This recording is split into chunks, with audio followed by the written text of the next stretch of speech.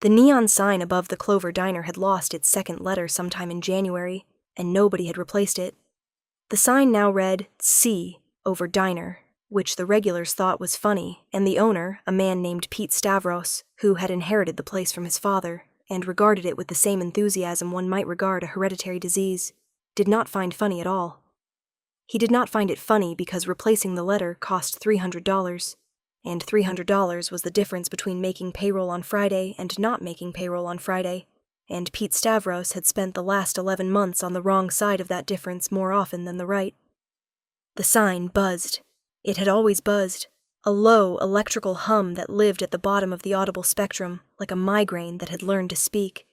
And on quiet nights, when the traffic on Mott Street thinned to nothing, and the only customers were the ones who came because they had nowhere else to go, the buzzing was the loudest sound on the block. Louder than the rain. Louder than the distant subway rumble that traveled through the ground like the city's pulse.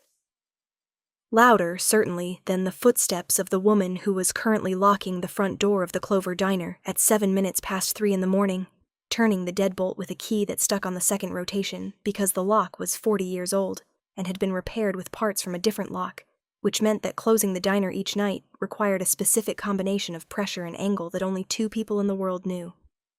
Pete Stavros was one. Sophie Langford was the other. Sophie was 26. And she had been working at the Clover for 14 months, which made her the longest tenured employee in the diner's current iteration.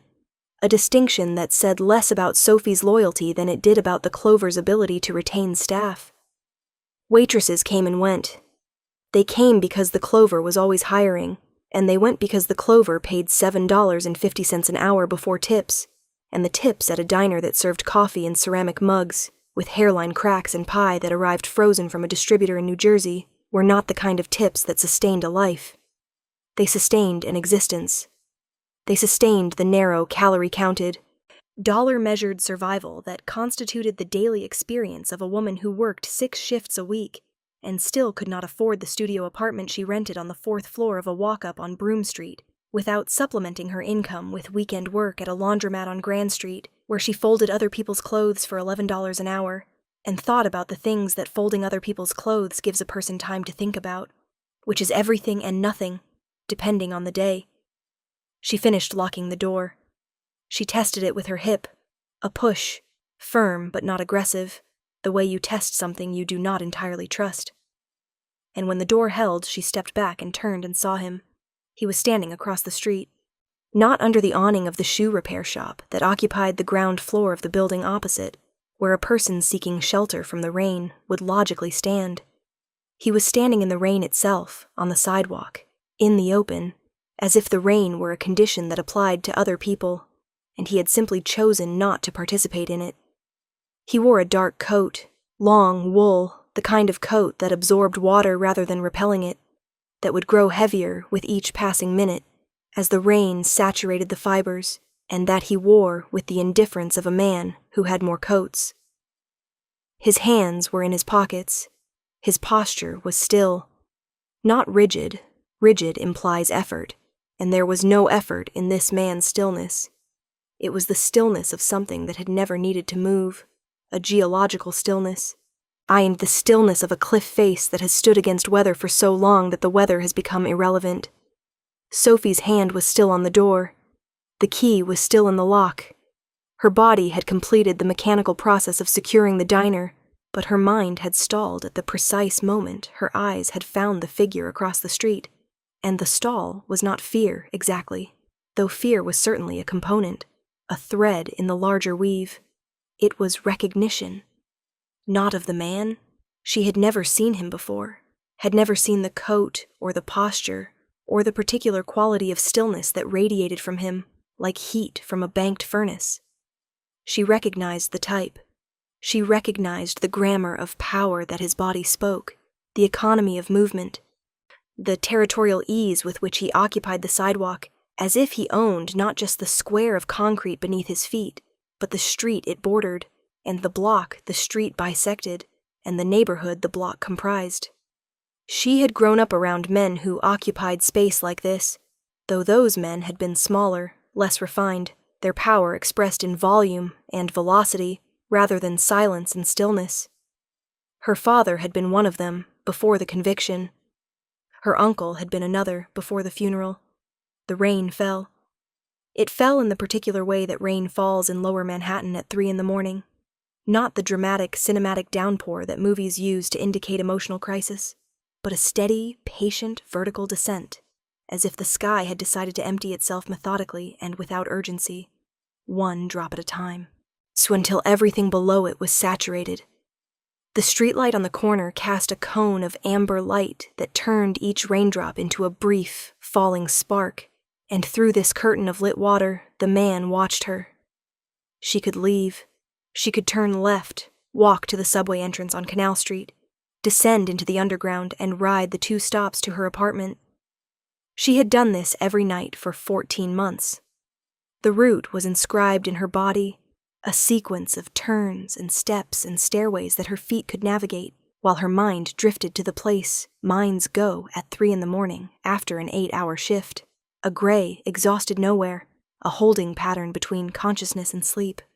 She could leave, and the man across the street would become a story she told no one, a strange detail from a night she would forget, filed in the archive of minor urban encounters that accumulate in the memory of anyone who lives in a city long enough. She did not leave. She stood at the door of the Clover Diner with her hand on the lock and her apron still tied around her waist.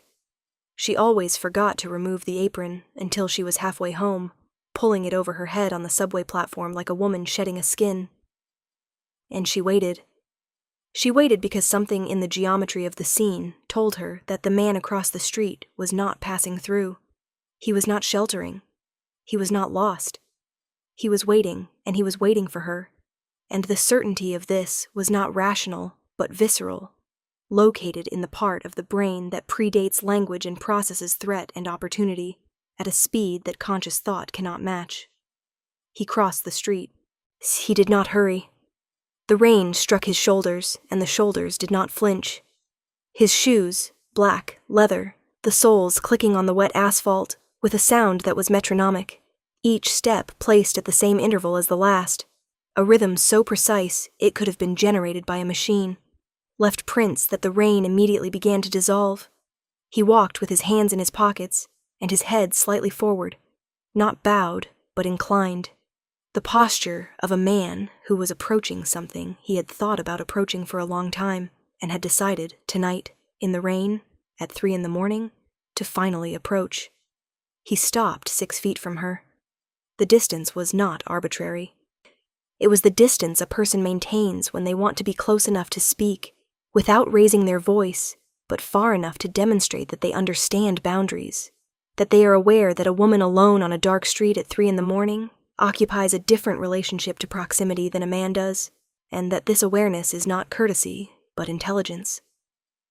His face was visible now, lit by the failing neon of the C over diner sign, and the amber wash of the streetlight.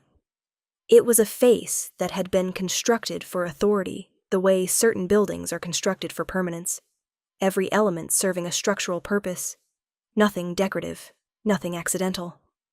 The jawline was sharp, defined, the kind of jaw that casters describe when they are looking for a man who can convey command without speaking. The cheekbones were high and pronounced, creating shadows beneath them that deepened the planes of his face into a topography of angles and hollows.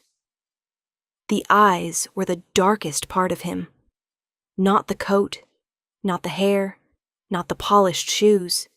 The eyes. They were the color of whatever comes after black, the color of depth itself, and they held the particular quality of attention that Sophie associated with predators and surgeons, and the one teacher she had ever had who actually listened when she spoke, Mrs. Okafor in the 9th grade, who had looked at Sophie's essay about her father's arrest and had not offered pity or judgment, but had simply said, "Tell me more."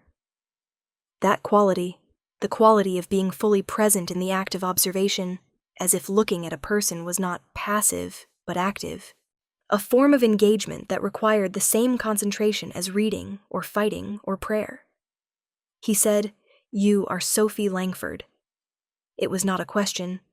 It was the establishment of a fact, the laying of a foundation upon which whatever came next would be built, and the certainty with which he said it, her full name, first and last, spoken with the neutral precision of a man reading from a file, told Sophie two things simultaneously.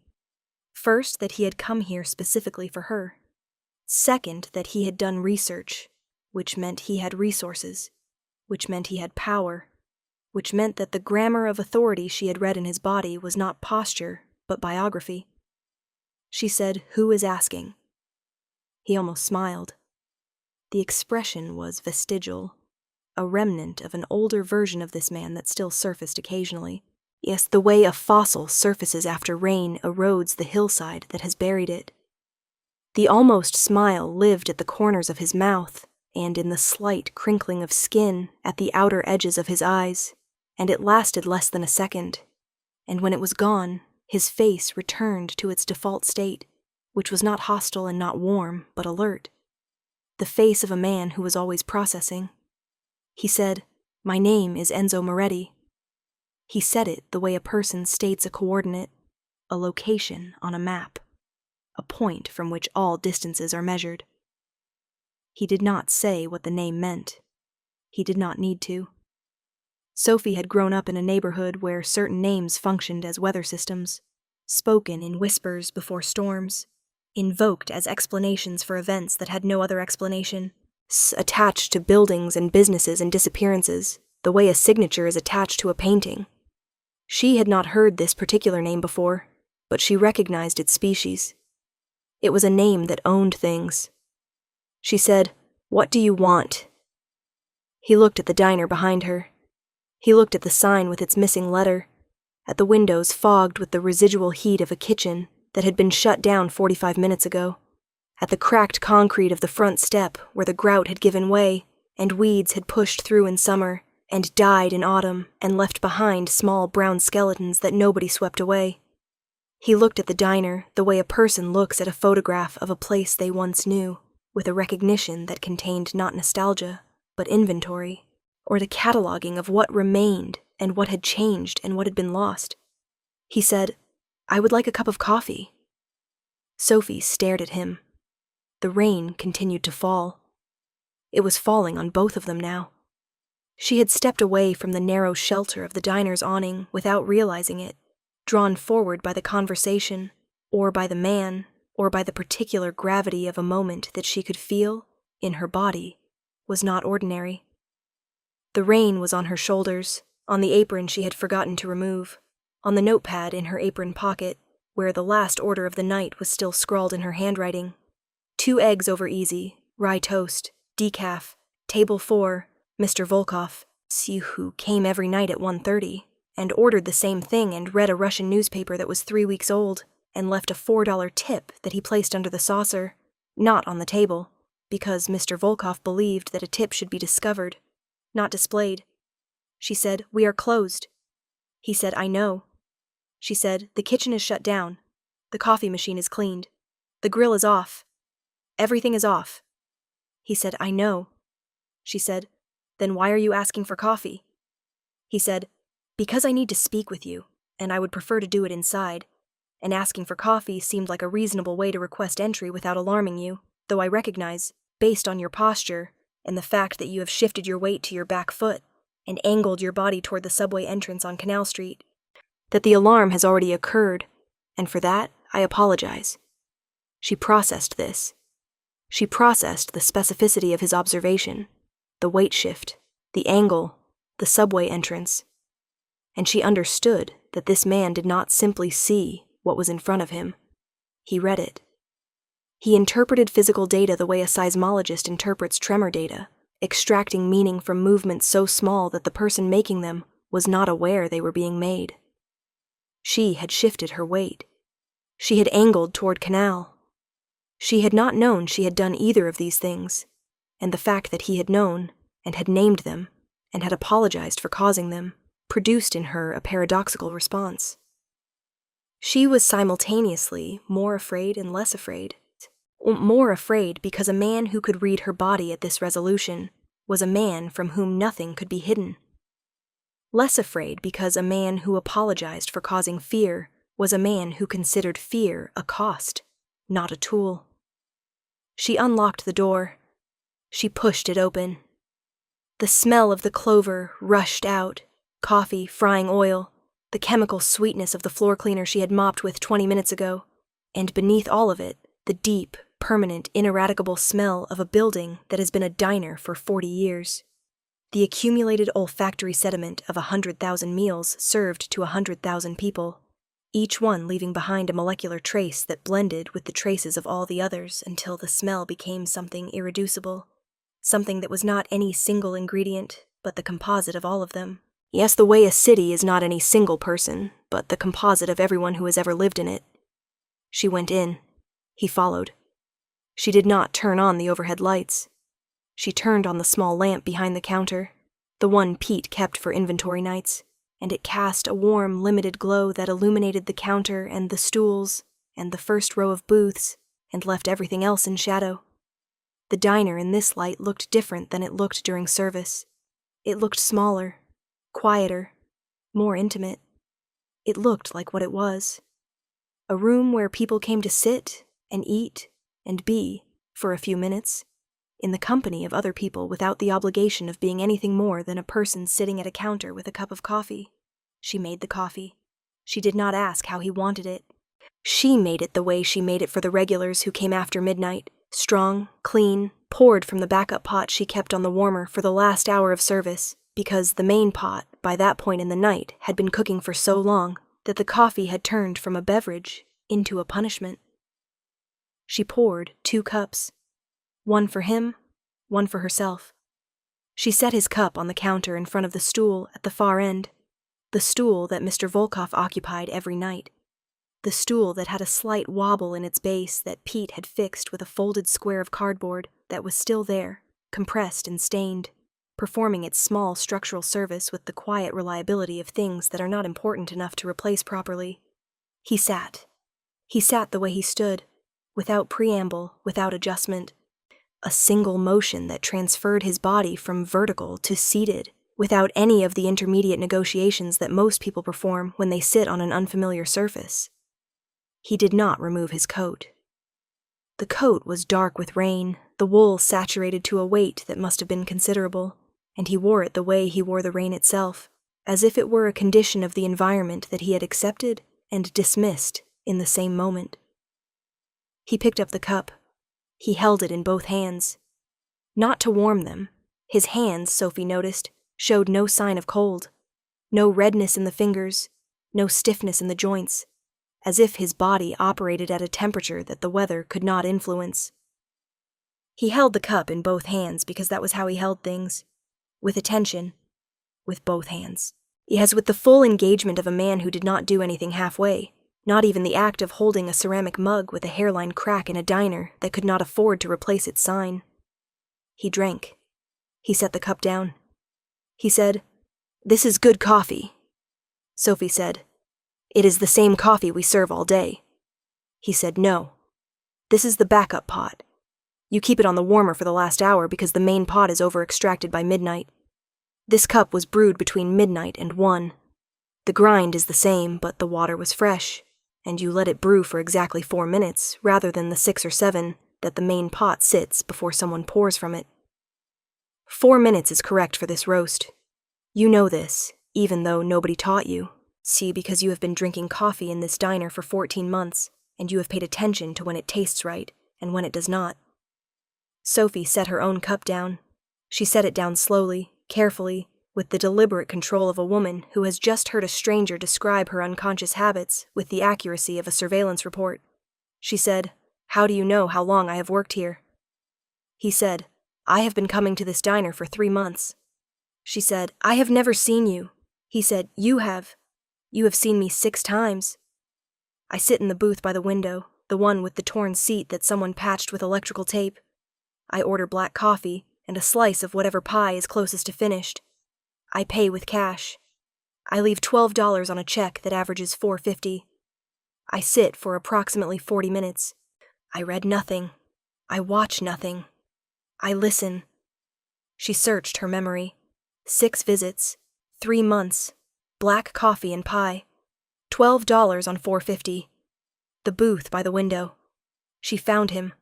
Not immediately. He was buried in the undifferentiated mass of late-night customers who came and went and blurred into a composite of tired faces and small orders and tips that she counted at the end of each shift with the resigned arithmetic of a woman who knew exactly how far the total would fall short of what she needed. But she found him. She found the dark coat. She found the stillness. She found the $12, which she had noticed because $12 on $4.50 was a tip that exceeded 200%, and a tip that exceeded 200% was either a mistake or a message. And she had looked at the man who left it, and he had already been gone. The booth empty, the coffee cup placed at the edge of the table in the exact position that made it easiest for her to collect without reaching. A small courtesy so precise it could only have been deliberate. She said, "You have been watching me for 3 months." He said, "I have been considering you for 3 months. There is a difference. Watching is passive. Considering is a decision-making process, and I do not begin a decision-making process unless I intend to reach a conclusion." He set the coffee cup down. He placed both hands flat on the counter, palms down, fingers spread. It was a gesture that Sophie would later understand was characteristic of him, a physical declaration of openness, of unarmed intent, the body's way of saying, "I have nothing concealed." He said, "I need someone I can trust." Sophie said, "You do not know me." He said, "I know that you arrive at this diner every day at 3 in the afternoon, and you do not leave until 3 in the morning. I know that you work the register, the tables, the counter, and when Pete Stavros leaves at 11, you work the kitchen as well, because the night cook quit in October and Pete has not replaced him because he cannot afford to, and rather than let the diner close at 11, you taught yourself to work the grill. I know that you taught yourself from a cookbook you keep behind the register, a book called Essentials of Classic Italian Cooking, which is not the kind of book that belongs in a diner that serves frozen pie and eggs over easy, but which you read during the dead hours between 2 and 3, the way a seminary student reads scripture. With focus, with devotion, with the understanding that the text contains something you need. Sophie's hands were flat on her side of the counter now, mirroring his, though she had not intended to mirror him and was not aware she had done so, until she looked down and saw her own fingers spread against the laminate surface, the surface she had wiped down 10,000 times, the surface she knew the way a pianist knows a keyboard. Every nick and stain and cigarette burn a landmark on a map she had memorized without trying. The cookbook. He had seen the cookbook. Marcella Hazan. She kept it behind the register in a plastic bag to protect it from grease and spills. And she read it during the dead hours, because the dead hours were the only hours she had, and Marcella Hazan was the only teacher she could afford, and the recipes in that book, the bolognese that took 4 hours, the risotto that required patience she did not have but was learning to develop, the roasted chicken with lemons that was so simple it terrified her. Those recipes were not food. They were architecture. They were blueprints for a life she could not build because the building materials cost more than she earned in a month. He said, "I own a restaurant." The word own did not carry the casual weight it carries when most people say it. When most people say "I own a restaurant," they mean they have a lease and a liquor license and a line of credit and an anxiety disorder. When Enzo Moretti said "I own a restaurant," he meant he owned the building. The restaurant was in, and the block the building stood on. And the decision about what happened on that block was a decision that was made by him and executed by men whose names did not appear on any lease or license, but whose presence was felt in the way that gravity is felt, invisibly, universally, and without the option of exemption. He said, "The restaurant is on Mulberry Street. It has been closed for 2 years because the woman who ran the kitchen died, and she was the only person I trusted to run it, and I do not open things I do not trust." He paused. He drank his coffee. He said, "Her name was Francesca. She was my mother." The sentence landed in the diner the way a stone lands in water, with a sound that was small and an impact that was large, sending concentric ripples outward through the silence. You're reshaping the surface of the conversation the way a single fact, delivered at the right moment, reshapes everything that came before it and everything that comes after. His mother. The restaurant was his mother's. The closure was not a business decision. It was a bereavement. Sophie looked at him. The lamp behind the counter cast its warm light across the lower half of his face, illuminating the jaw and the mouth, and leaving the eyes in partial shadow. And in that partial shadow, she saw something that the full light would have made invisible. A softness, a fracture in the geological stillness, a hairline crack in the cliff face through which something human was briefly, vulnerably visible. He had loved his mother. He had loved her restaurant. He had closed it because running it without her was not an option he was willing to consider. The way a person does not consider living in a house where someone has died, not because the house is damaged, but because the absence is structural, load-bearing, and the house without the person is a different house, one that looks the same but feels like a replica. She said, "Why are you telling me this?" He said, "Because I have spent 2 years looking for someone to reopen it, and I have not found that person in any of the places I expected to find them. I have not found them among the chefs I know, because the chefs I know cook for reputation, not for truth. I have not found them among the culinary school graduates because they have been trained to execute technique, not to understand food. I have not found them among the restaurant professionals, some because they understand the business of feeding people, but not the purpose of feeding people. And then I came to this diner 3 months ago, because I was hungry, and it was late, and every other kitchen in the neighborhood was closed, and I sat in the booth by the window, and I drank coffee that was over-extracted, and ate pie that was frozen, and I watched a woman work a 12-hour shift alone, without complaint, without shortcut, without once treating the food she served as if it were beneath her, even though it was, and I watched her read Marcella Hazan behind the register at 2 a.m, as if the book contained the answer to a question she had been asking her entire life, and I thought, that is the person. Sophie did not speak. She could not. The words were caught somewhere between her chest and her throat, stacked up behind a blockage that was not physical but emotional, a dam constructed from 14 months of $4 tips and frozen pie, and the slow, grinding erosion of a dream she had stopped speaking aloud, because speaking it aloud in a diner that could not afford to replace a neon letter felt like a cruelty she was not willing to inflict on herself. The dream was small, or it would have seemed small to people who dreamed of penthouses and sports cars, and vacations in places with white sand and blue water. Her dream was a kitchen. Not a restaurant kitchen, with its hierarchies, and its pressure, and its brigade system that turned cooking into a military operation. A kitchen. A room with a stove and a window, and enough counter space to roll pasta, and enough time to let the bolognese simmer for the full 4 hours that Marcella Hazan specified, not the 45 minutes that reality and economics, and the relentless demands of a diner shift, permitted.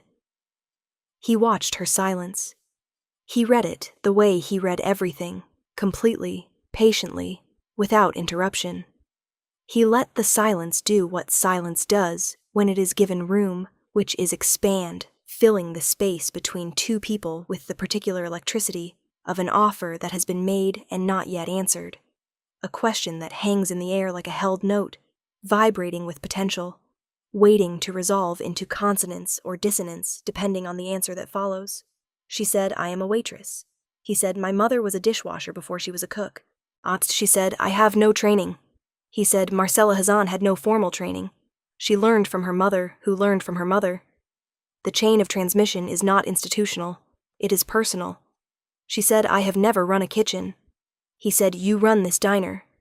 Every night from 11 to 3, you are the cook, the server, the cashier, the dishwasher, and the manager. You do the work of 5 people for the wage of half a person. You do it well. You do it without recognition. That is not a resume. That is a qualification." She looked at the counter. The laminate surface, pocked with burns and ringed with the ghosts of 1,000 coffee cups. She looked at the register, the old mechanical kind with the brass keys that stuck in cold weather and the drawer that required a hip check to close. She looked at the plastic bag behind the register, the bag that held Marcella Hazan, the book that was not a book, but a map, a set of coordinates pointing toward a place she had believed she would never reach.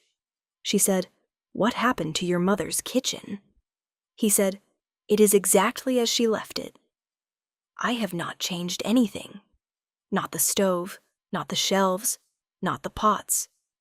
Her apron is still on the hook by the door. Her knives are still in the block by the window. Her recipe cards are still in the tin box on the top shelf, written in her handwriting, in Italian, with notes in the margins that I cannot read because her handwriting, when she was excited about a dish, became illegible, as if the enthusiasm in her hand outran the discipline of the pen. Sophie heard something in his voice that she had not heard before. A register below the one he normally spoke in, a depth that was not volume but resonance, the sound of words passing through a chamber that was larger and darker than the words themselves. He was not describing a kitchen. He was describing a reliquary, a preserved space, a room that had been sealed against time the way a pharaoh's tomb is sealed against grave robbers, not to protect treasure, but to protect memory, to keep intact the exact configuration of objects that a specific pair of hands had last touched, so that the hands themselves, though gone, remained present in the arrangement they had created, in the placement of a knife, in the angle of an apron on a hook, in the location of a tin box that contained recipes written in a handwriting that turned illegible when the writer was happy. She said, "Ah, you want me to cook in your mother's kitchen." He said, "I want you to make it a kitchen again. There is a difference. A kitchen that is preserved is a museum. A kitchen that is used is alive. My mother would not have wanted a museum. She would have wanted the stove lit and the pots filled and the smell of garlic and olive oil in the air at 4 in the afternoon, which was the hour she began her prep, every day, without exception, for 27 years, because 4 in the afternoon was, she said, when the kitchen woke up, and a cook who was not awake when the kitchen was awake was a cook who did not deserve the kitchen. The rain outside had not stopped.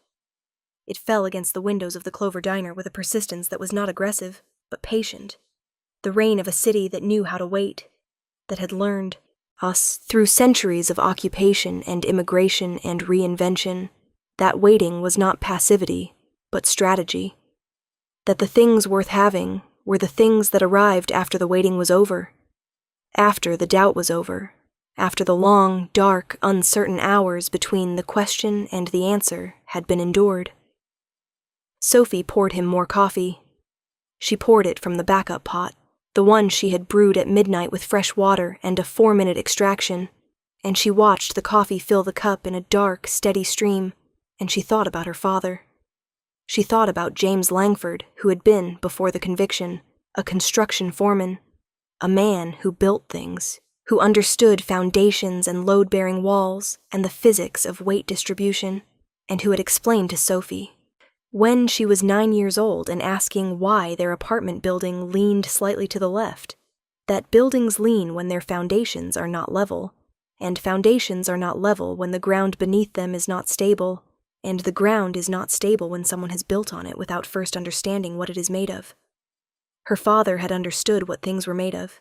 He had understood the composition of soil and concrete and steel, and the women he loved, and the men he worked for.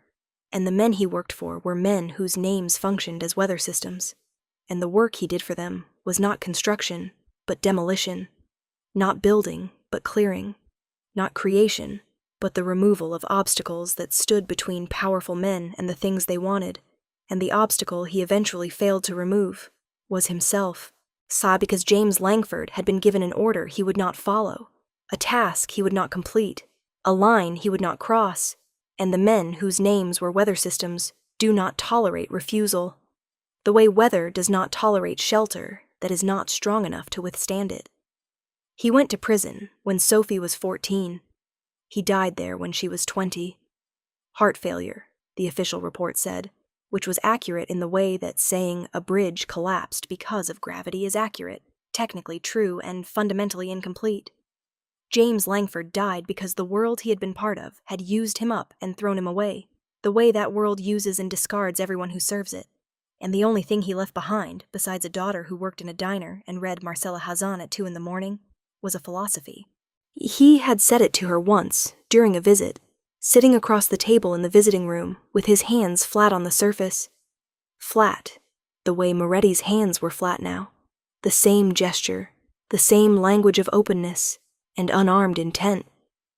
And he had said, "Sophie, do not build for the men who pay you. Build for the thing that outlasts them. Build for the work itself." She had not understood then. She understood now. She understood standing in the Clover Diner at 3:27 in the morning with rain on the windows, and a man across the counter who owned a dead woman's kitchen and was asking her to bring it back to life. Billed for the work itself, not for the money, not for the name, not for the men whose names functioned as weather, for the work. She said, "I need to see the kitchen before I decide anything." He said, "Of course." She said, "If I do this, I choose the menu." He said, "There is no menu. My mother never had a menu.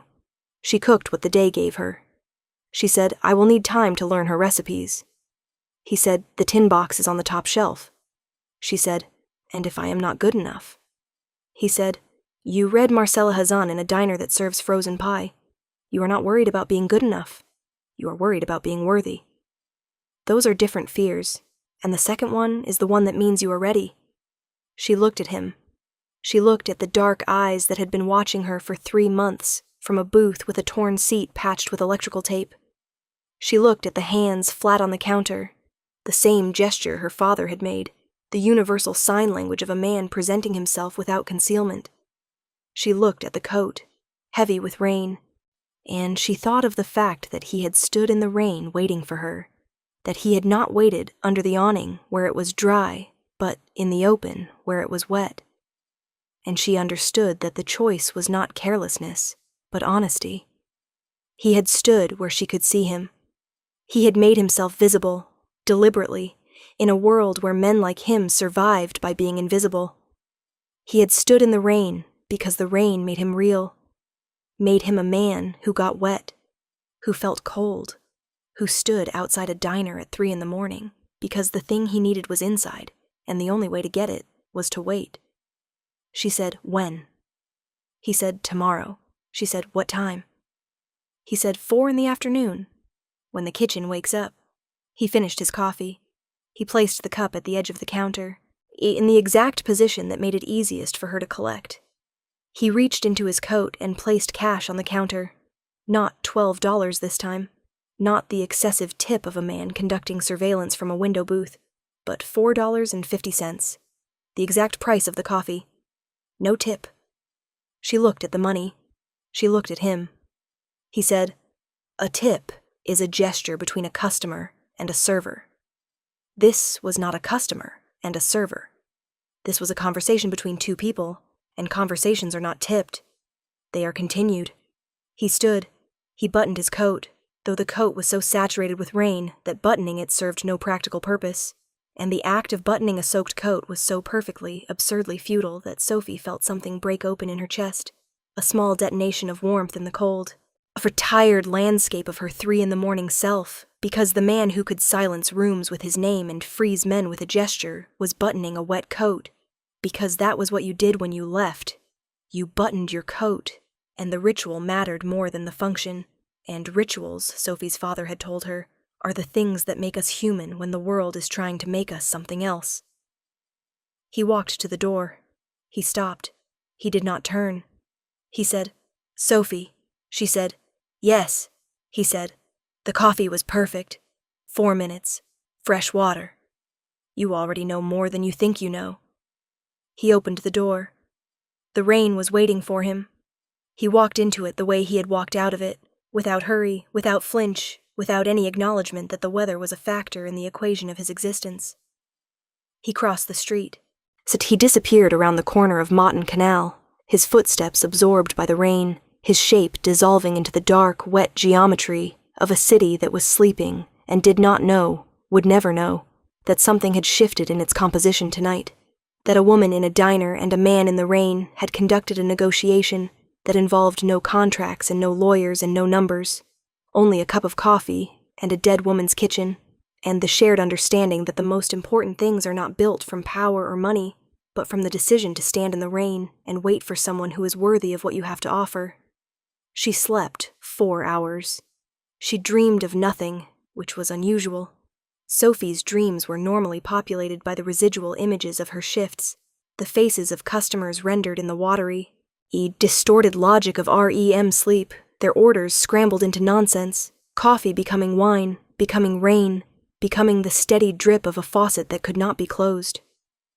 But this morning the sleep was black and complete, the dreamless rest of a body that had decided, without consulting the mind, that whatever was about to happen required energy, and energy required the kind of sleep that does not waste itself on narratives.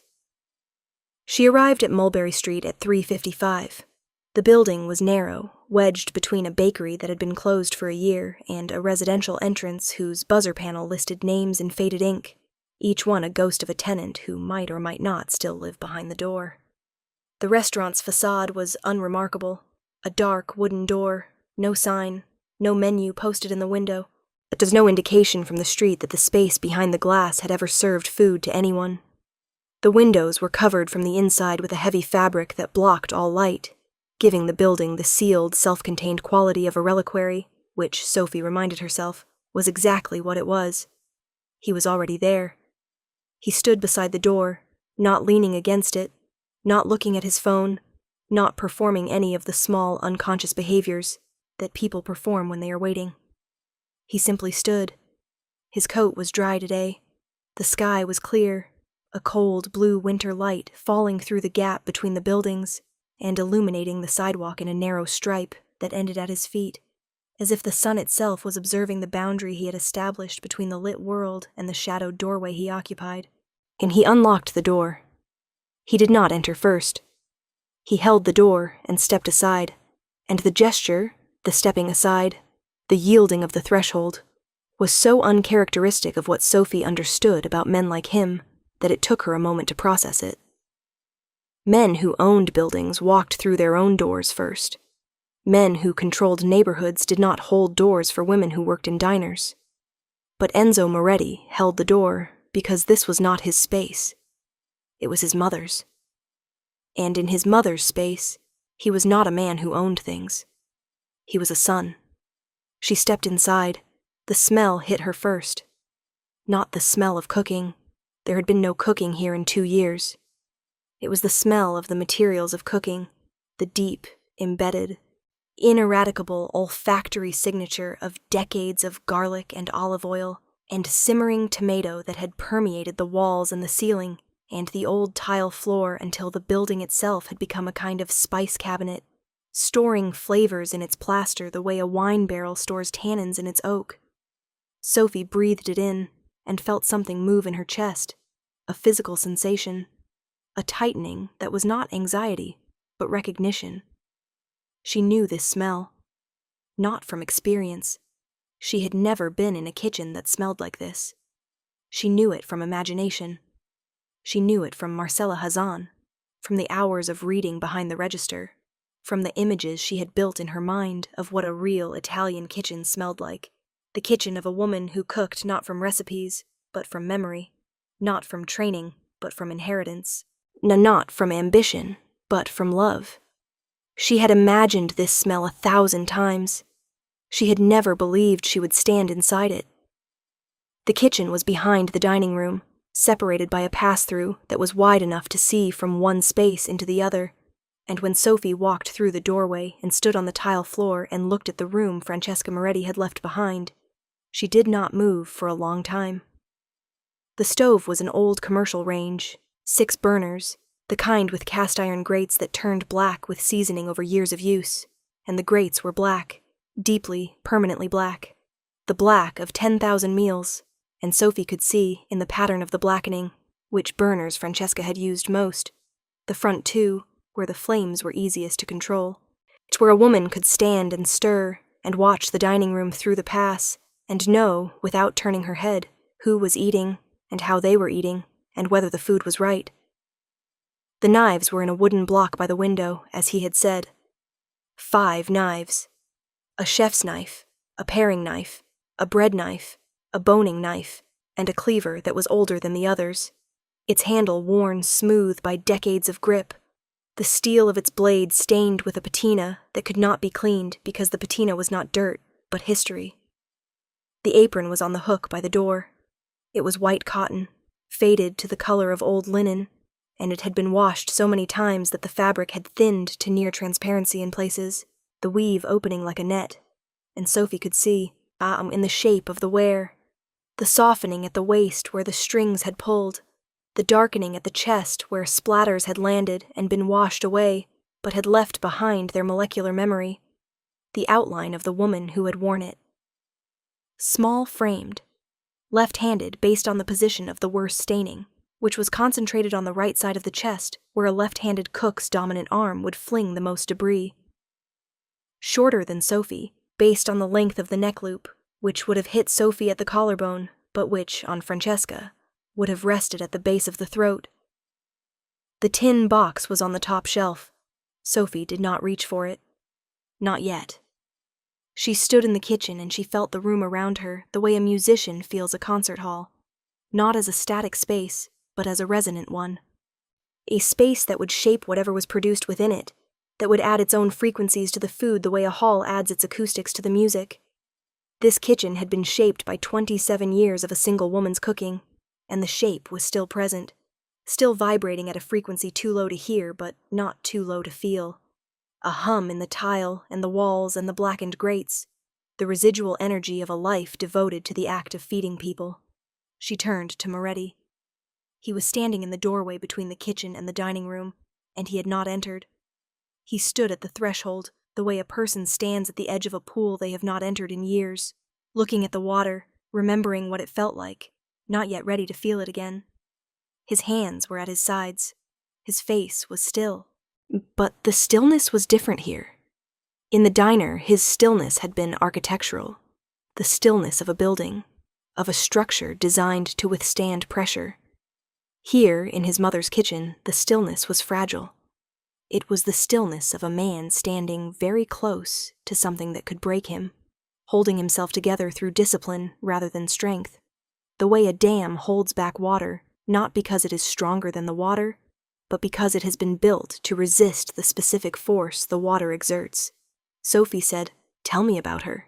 He said, "She woke at 4. Every morning. She drank espresso standing at the counter because sitting down, she said, made the coffee taste different. She shopped at the market on Grand Street because the tomatoes there were ugly but honest, which was a compliment in her vocabulary. She began prep at 4 in the afternoon. She did not listen to music while she cooked. She said the food was the music. She said, if you needed something else to listen to, you were not listening to the food." He stopped. He looked at the apron on the hook. He said, "She fed everyone. Not just the customers, the neighbors. The homeless man who slept in the doorway of the bakery next door. The children from the school on the corner who came at 3 o'clock because their parents worked until 6, and the school lunch was over and they were hungry. And Francesca Moretti could not tolerate a hungry child, the way she could not tolerate a cold stove or an empty pot. She fed them. She charged them nothing. She said, "A kitchen that does not feed the hungry is not a kitchen. It is a vanity." Sophie looked at the tin box on the top shelf. She looked at the knives in the block. She looked at the apron on the hook. She looked at the stove with its blackened grates and its front 2 burners worn smooth by use. She looked at all of these things, and she understood that what she was being offered was not a job. It was a continuation.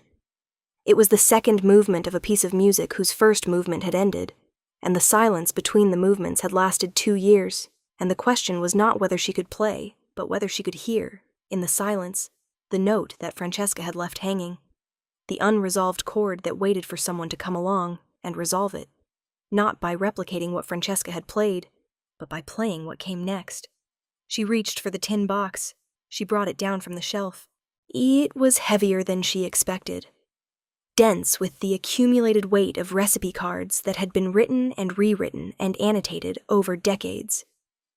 Each card a palimpsest of revisions, the original recipe visible beneath layers of correction and addition, and the occasional crossed outline that represented a path tried and abandoned, a culinary dead end that Francesca had marked so that she would not walk it again.